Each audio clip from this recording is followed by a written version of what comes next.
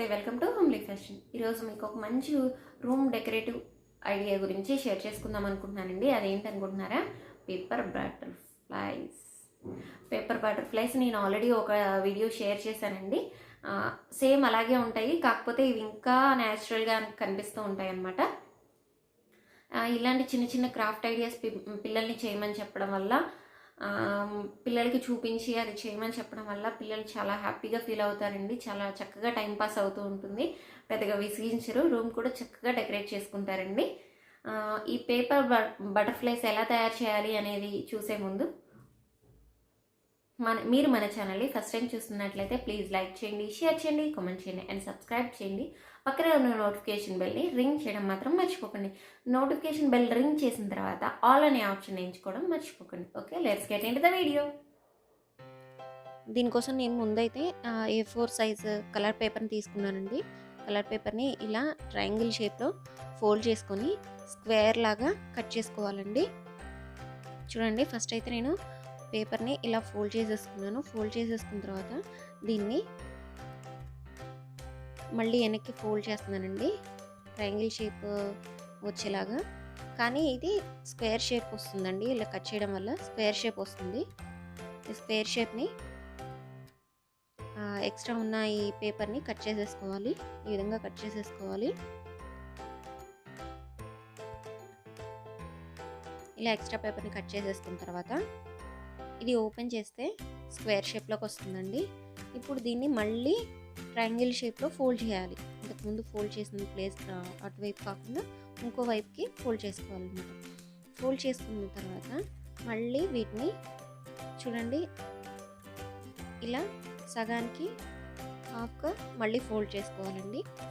ఈ ఫోల్డింగ్స్ చాలా ఇంపార్టెంట్ అండి. ఈ ఫోల్డింగ్స్ వల్లే బటర్ఫ్లై అవుతుంది. మళ్ళీ రెక్టాంగులర్ షేప్ నుంచి మామూలు మళ్ళీ స్క్వేర్ షేప్లోకి ఫోల్డ్ చేసుకోవాలి. ఇలా ఫోల్డ్ చేసుకోవాలండి. ఈ విధంగా ఫోల్డ్ చేసుకున్న తర్వాత ఇప్పుడు ఏం చేయాలి అంటే, చూడండి,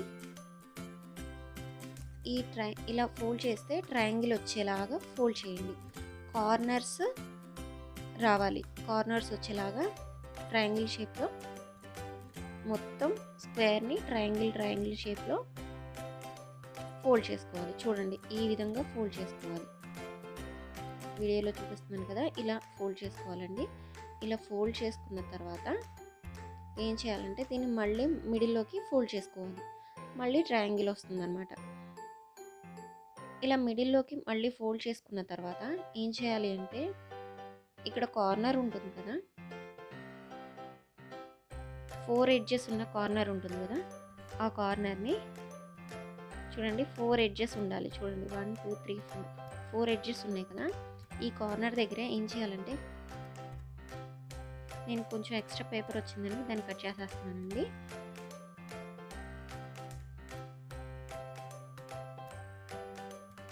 కట్ చేసేస్తున్నాను. దాని తర్వాత ఏం చేయాలంటే, ఈ 4 సైడ్స్ ఉన్న కార్నర్ని తీసుకొని ఆ కార్నర్ దగ్గర కొంచెం యూ షేప్లో కట్ చేసుకోవాలండి. చూడండి, సమానంగా యూ షేప్లో కట్ చేసుకోవాలి. చూడండి, ఈ విధంగా సమానంగా యూ షేప్లో కట్ చేసుకోవాలి. 4 సమానంగా రావాలి, యూ షేప్లో కట్ చేసుకోవాలి. ఈ విధంగా కట్ చేసేసుకోవాలి. కట్ చేసేసుకున్న తర్వాత ఓపెన్ చేస్తే ఇలా ఉంటుందండి. ఇప్పుడు దాన్ని కిందకి ఈ విధంగా తిప్పుకొని మిడిల్లో సరి చేసుకోవాలండి. సరి చేసుకున్న తర్వాత ఈ ఇటు టు వచ్చేలాగా తీసుకోవాలి, వింగ్స్ లాగా వచ్చేలాగా తీసుకోవాలి. దాన్ని ఏం చేయాలంటే, బటర్ఫ్లైని కొంచెం అక్కడ మిడిల్లో ఒక మార్క్ ఉంటుందండి, ఆ మార్క్ దగ్గరికి ఇలా ఫోల్డ్ చేసుకోవాలి. కొంచెం ఇలా ఫోల్డ్ చేసుకోవాలి. ఇలా ఫోల్డ్ చేసుకోవడం వల్ల ఏమవుతుందంటే బటర్ఫ్లై వింగ్స్ వస్తాయి అన్నమాట. ఇప్పుడు కింద ఒక ట్రయాంగిల్లా వచ్చింది కదా, ఇక్కడ నా బొటన్ వేల్ దగ్గర ఉంది కదండి, ఈ ట్రయాంగిల్ని కింద నుంచి తీసి పైన సమానంగా ఉన్న ప్లేస్లోకి తీసుకొచ్చి అక్కడ లోపలికి ఫోల్డ్ చేసుకోవాలి. ఇలా చూడండి, అక్కడ కొంచెం మందంగా ఉండడం వల్ల తొందరగా ఉండదు, కాకపోతే కొంచెం అలా ఫోల్డ్ చేసుకోవాలి. ఫోల్డ్ చేసుకున్న తర్వాత ఏం చేయాలంటే, ఈ 2 వింగ్స్ని కలిపి ఇలా ఫోల్డ్ చేసుకోవాలి. చూడండి, బటర్ఫ్లై ఎంత ఈజీగా రెడీ అయిపోయిందో. ఎంత అంతా ఈజీగా రెడీ అయిపోయింది.